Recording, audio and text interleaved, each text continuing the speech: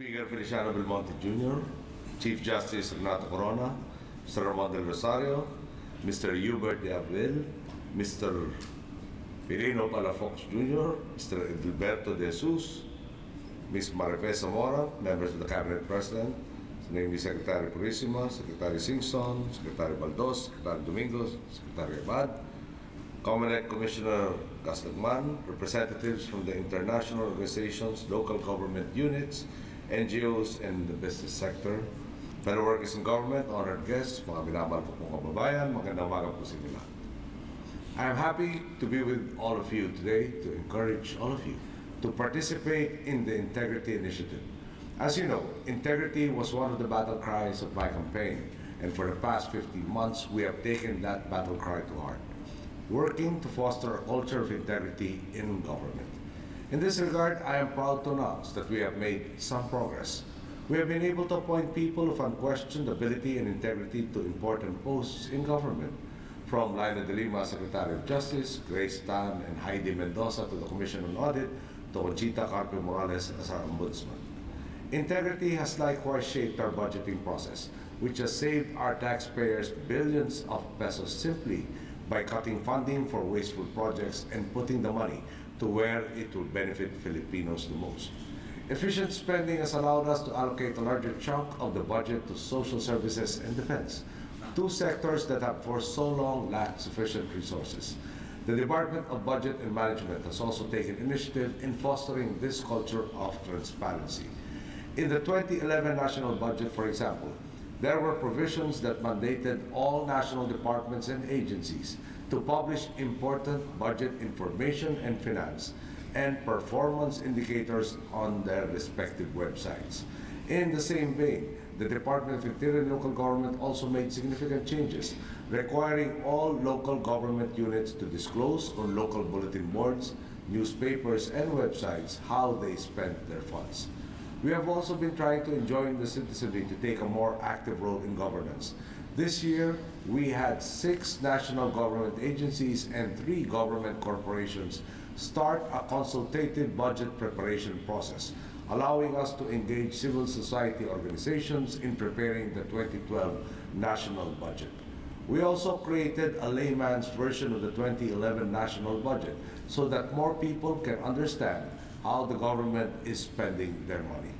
The Department of Finance launched a website called Pera ng Bayan, through which common citizens can file anonymous reports or leads on possible tax evasion, government collusion, or smuggling operations. All of this we have done to promote integrity. But instilling a culture of integrity in government is only one aspect of the equation. We must also foster the same culture in the private sector, and this is why what you are doing today is most important. Taking part in the Integrity Initiative cannot be measured immediately in pesos and centavos, but its benefits will eventually redound to everyone. For example, it is said that companies who engage in corporate social responsibility, who have track records for integrity and competence, and who abide by the highest standards are valued at a premium in the stock market. Companies who have a reputation for running their businesses in a clean and efficient manner enjoy the confidence of investors, debtors, and other stakeholders, as opposed to those who run questionable operations. To put it simply, by doing your part as responsible corporations, everybody wins. And by everybody, I mean not just you as corporate workers, but you as taxpayers, as family men and women, and as citizens of this country. All these are contained in your Unified Code of Conduct for Business, which I hope everyone will take extremely seriously. I know how hard it is sometimes to uphold these standards. There are times when it must seem impossible to navigate your way through the bureaucracy without being tempted to take a shortcut or to offer a bribe. A simple example is paying taxes. It can be so tempting to pay the collector a fraction of what you owe in taxes instead of the proper amount. Since we assumed office, we have worked on improving our tax administration efforts, and one of the things we have done is run after tax evaders, smugglers, and corrupt government officials.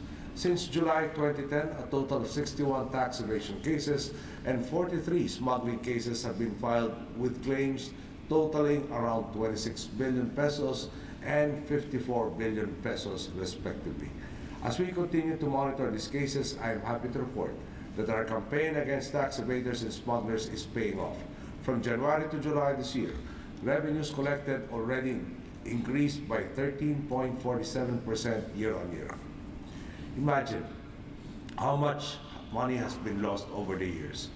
Taxes that could have gone to social services, infrastructure, debt reduction, or national defense. In the past, perhaps you could have justified not paying taxes by saying it would have been used to fatten the wallets of corrupt officials. But as we strive to show you that that is no longer the case, I hope we can urge our fellow citizens to pay their share of taxes. As we continue fixing what is wrong with government, I urge you to stand alongside us and do your part.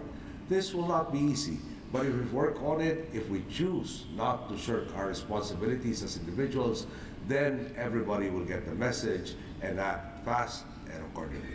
Let me remind you that our collective desire to instill integrity into our respective communities does not end with a pledge of integrity.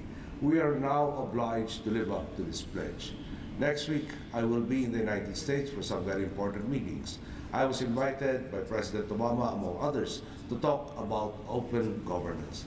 And I will be proud to tell him, as well as the representatives of several other countries, how in the Philippines the effort for integrity in governance, the effort for creating a transparent relationship between the people and their government is one that is shared by the government and the private sector.